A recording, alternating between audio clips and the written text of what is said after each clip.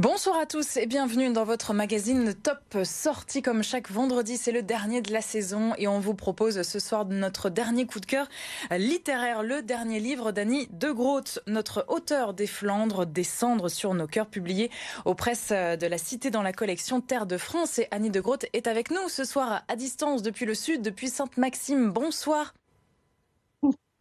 Bonsoir à tous.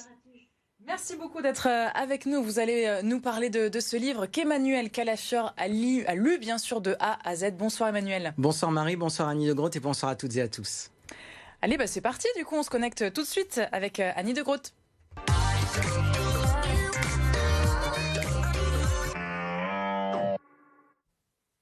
Descendre sur nos cœurs, donc votre dernier roman historique qui mêle personnages réels et fiction, une plongée dans le XVIe siècle, une première. Pour vous, pourquoi le XVIe siècle, Annie de Groot ? Eh bien, le XVIe siècle, c'est un ami historien qui m'en a parlé en me disant tu devrais creuser ce siècle-là parce qu'il s'est passé des choses dans notre région, en Flandre notamment, qui ont été gommées par la suite. Et donc j'ai creusé, effectivement. Au début, je me disais le XVIe, les guerres de religion, j'étais un petit peu, disons, un peu frileuse. Et puis, j'ai découvert une histoire extraordinaire qui, effectivement, a été oubliée parce qu'elle a été effacée volontairement. Et elle s'est passée dans le nord de la France, en Belgique et Hollande. Nous sommes dans les Pays-Bas espagnols au XVIe siècle. Et ça a été effacé par la contre-réforme catholique et Philippe II, qui était le roi d'Espagne de cette époque. Voilà. Alors justement, Annie de Groot, est-ce que vous pouvez un petit peu nous résumer l'histoire de Descendre sur nos cœurs ? Oui, alors c'est d'abord un roman d'aventure, il se passe beaucoup de choses sur fond de tolérance et de liberté. C'est l'histoire de Lou, qui est un jeune garçon catholique qui habite la Gorgue, près donc d'Armentières, dans le pays de l'Alleu, et il adore monter à cheval, d'ailleurs ça a de l'importance dans le roman, et puis également il est assez lettré, il vient de l'école latine d'Armentières, et il aime les belles lettres. Il faut dire qu'à cette époque-là, les belles lettres étaient très prisées dans le nord de la France parce que nous avions les chambres de rhétorique. Et puis aussi, c'est une période assez extraordinaire parce qu'il y a eu l'invention de l'imprimerie. Et l'invention de l'imprimerie, c'est un peu comme Internet aujourd'hui. Ça a tout changé, vraiment. Et donc, Lou se dit d'ailleurs à un moment donné, mais c'est magnifique parce que je suis en train de lire un livre et je suis émue à la pensée que d'autres gens peuvent lire la même chose que moi en même temps. Et donc, alors, il y a eu tout Justement, Annie de Groot, Lou, oui. C'est un héros très curieux, très passionné. Est-ce que, pour vous, on pourrait dire, parce que c'est un héros pas comme les autres, que c'est un héros humaniste ? Oui, tout à fait. Tout à fait. Moi, j'y ai beaucoup pensé. C'est un héros humaniste. C'est, disons, l'humaniste vraiment du roman. Ça se disait pas, hein, humaniste à l'époque. On faisait ses humanités, mais voilà. Et il essaie de comprendre. Il est pas du tout sectaire. Il essaie vraiment de comprendre les uns et les autres et d'essayer de les aider. Donc, il agit beaucoup aussi par amour et par bienveillance envers les gens. Et en ça, c'est un héros, ça peut être un héros moderne aussi. Et donc, justement, ce héros moderne, c'est un personnage fictif et pourtant il croise des personnages qui ont réellement existé, que ce soit le comte d'Egmont, son épouse aussi. Comment vous avez réussi à mélanger ce réel et cette fiction ? Écoutez, moi j'essaie toujours de mélanger des personnages fictifs à des personnages historiques quand c'est totalement plausible, quand vraiment, voilà. Et là, par exemple, pour en venir à la première rencontre qui se fait avec la comtesse d'Egmont, il monte admirablement à cheval et comme la comtesse d'Egmont vient d'Armentières parce que le comte d'Egmont était gouverneur de Flandre et d'Artois à cette époque-là, donc il avait une maison à Armentières, il avait des maisons, des hôtels un peu partout, et elle part donc d'Armentières parce qu'on sait que la comtesse d'Egmont, enfin du moins moi je l'ai beaucoup étudiée, elle adorait monter à cheval et malgré toutes ses maternités, elle était on dirait aujourd'hui en super forme, quoi. Donc, en fait, il va tomber sur elle, ce qui est totalement plausible, mais il va justement l'aider parce que elle va avoir un accident de cheval. Et donc, à ce moment-là, il y a la rencontre qui peut se produire. Votre roman, Annie de Groot, aborde aussi la place des femmes avec des héroïnes surprenantes. Au XVIe siècle, les femmes étaient déjà des femmes fortes. C'est un sujet très actuel, finalement. Oui, très actuel.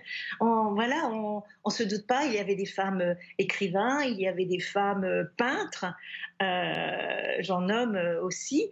Et puis, vous savez, enfin, à force de me pencher sur les différents siècles, je m'aperçois que on était pareils. Nos ancêtres étaient pareils. Ce qu'il y avait simplement, c'était le contexte qui était différent, c'était les moyens, c'était évidemment tout ce qui était technique qui était différent. Mais l'homme et la femme étaient comme aujourd'hui. Et malheureusement, je dois dire qu'il n'y a pas eu beaucoup de progrès. Et que la femme, déjà à cette époque, elle essayait vraiment beaucoup d'être... Justement, Annie de Groot, pour évoquer ce livre, il y a beaucoup de recherches, beaucoup de documentation. Dans quelles conditions vous avez écrit votre ouvrage ? Dans quelles conditions ? C'est-à-dire que je me suis d'ailleurs penchée d'abord sur des livres d'historiens. Ensuite, je suis allée en bibliothèque. Je suis allée aussi même à la Bibliothèque royale de Bruxelles, notamment où là j'ai eu pas mal d'accès à tout ce qui concernait Madame d'Egmont et puis le comte d'Egmont, parce que là-bas à Bruxelles, le comte d'Egmont n'est pas totalement oublié et il a sa statue, il a la place où il a été, il a été décapité. Donc j'ai pu faire beaucoup de recherches. Je suis allée sur place aussi. Dans différents endroits, aussi bien pour aller dans des musées de la Réforme que d'aller dans le château des comtes de Gand, enfin là où il se passe des choses, à Bruxelles, à Anvers aussi. Je vais un petit peu partout où je peux aller, je vais en repérage. Et voilà, je fais mes repérages, je note énormément de choses en ce qui concerne tout ce qui est historique, parce que je veux vraiment avoir les historiens avec moi.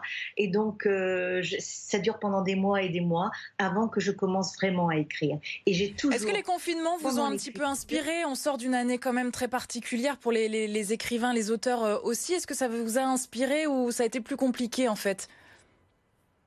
Ça a été très compliqué, surtout l'année dernière, parce que je l'ai eu et j'ai des personnes de ma famille qui l'ont eu. Donc, ça a été plutôt compliqué. Donc, non, j'ai plutôt fini mon roman après, pendant l'été et l'automne, après les confinements. Voilà, oui. Non, alors justement, comme vous avez terminé ce roman, j'ai une dernière petite question, sans rien dévoiler de la fin, mais est-ce qu'on peut s'attendre à une suite ? Est-ce qu'on pourra retrouver Lou à un moment ou à un autre ?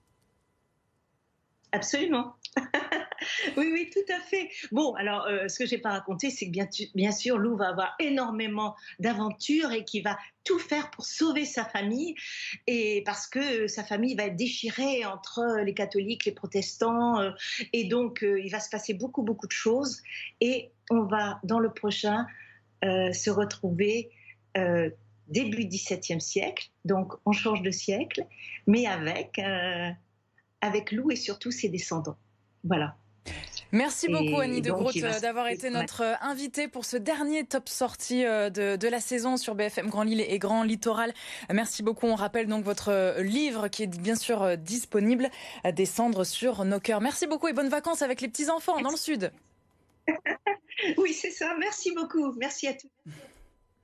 Et merci Emmanuel Calafiore donc pour ce dernier numéro de Top Sortie, pour tous les magazines aussi cette saison, tous les jours du lundi au vendredi. Merci à toi pour la préparation à chaque fois avec précision et rigueur. Merci Emmanuel. Pour ta relecture bienveillante et merci pour tous ces bons moments.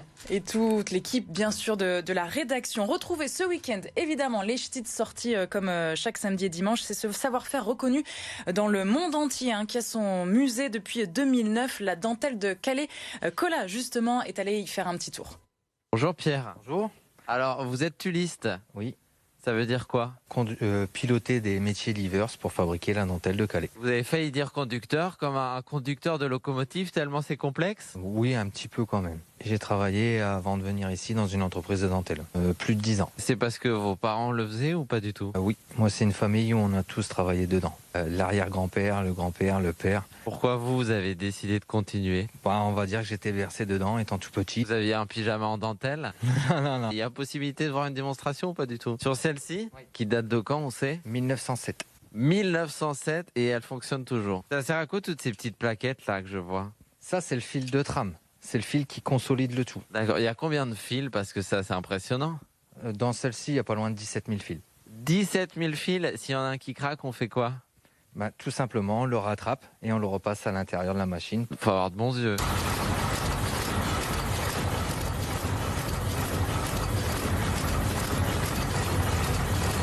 Un métier où j'ai l'impression qu'on pouvait pas faire de sieste vu le bruit.